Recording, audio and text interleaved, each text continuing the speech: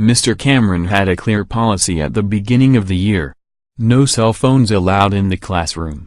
Frank was understandably angry. He said to Mr. Cameron, "We were able to use our phones last year in Mrs. Anderson's classroom and it was great. They are really useful."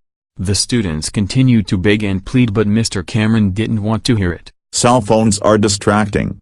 You kids would be playing games or texting while I'm trying to teach. No cell phones allowed. End of discussion.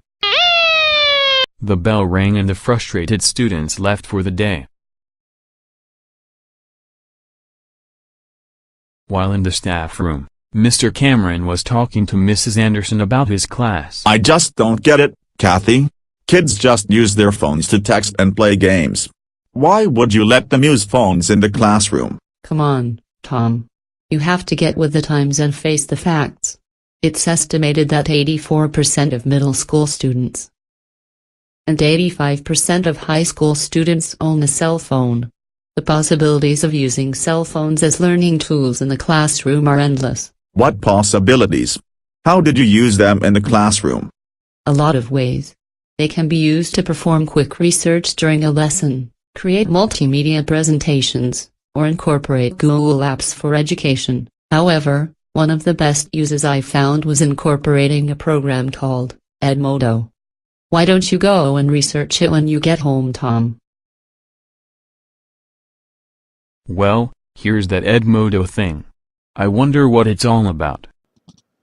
Edmodo is a learning management system, a Facebook-like platform for the classroom. Teachers can create groups for students, and it can be used for numerous activities inside and outside of the classroom. Some features include posting messages, creating polls, including links to videos, creating tests and quizzes, a calendar to remind students of upcoming tests or assignments, and an app is available for all smartphones. Just see how easy it is to make a quiz.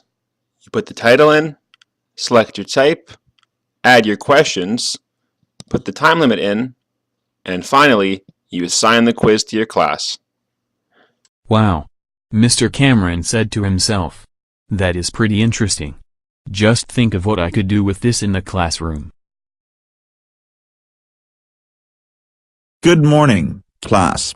I have spent some time thinking about my cell phone policy. Although I'm not completely convinced, I would like to change my position and see if it works. I would like for you to retrieve your cell phones from your desk and download the free app, Edmodo. Awesome! I remember this app from last year. It's going to be great to use it again. It was really helpful. Alright, time to take out your phones and go on Edmodo. Please start the quiz I created. You will get your answers right away and we can go over the incorrect answers together. Mr. Cameron spent some time researching ways to overcome distractions posed by cell phones in the classroom. Here are some ideas he found. Number 1. A cell phone policy that is developed by your program. Number 2. Orientating students to the cell phone policy.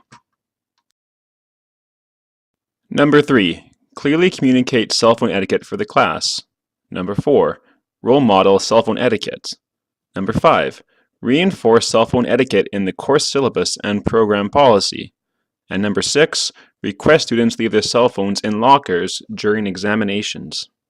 I'm glad you rethought your cell phone policy, Mr. Cameron. This is going to be a great year.